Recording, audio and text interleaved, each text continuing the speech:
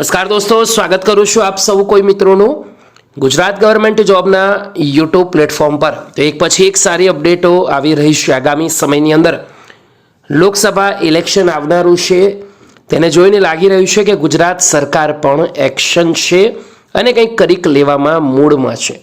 જ્યાં દોસ્તો અપડેટ જ કંઈક આવી છે, એટલા માટે ફટાફટ અર્જન્ટ વિડીયો બનાવી રહ્યો છું। અંત સુધી જોવા વિનંતી, સાથે આપણા પ્લેટફોર્મને પણ જોઈન કરી લેજો। તો સૌથી પહેલાં જૂની વાત કરીએ।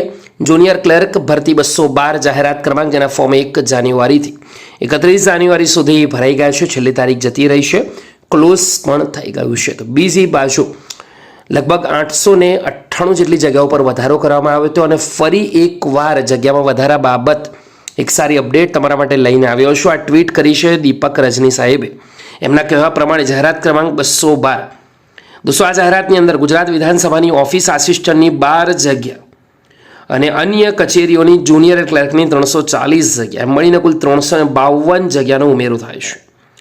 હવે દોસ્તો નવી જે જગ્યા થાય છે જાહેરાત ક્રમાંક 212 પ્રમાણે, તે થાય છે 5554।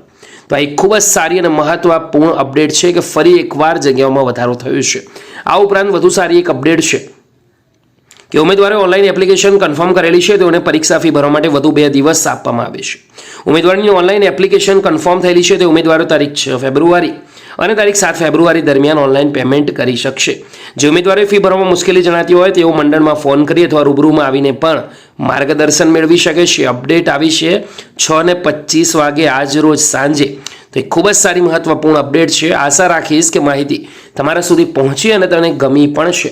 તો એકવાર આપણી આ વિડીયોને લાઇક કરી ચેનલને સબસ્ક્રાઇબ કરવાનું ભૂલતા નહીં।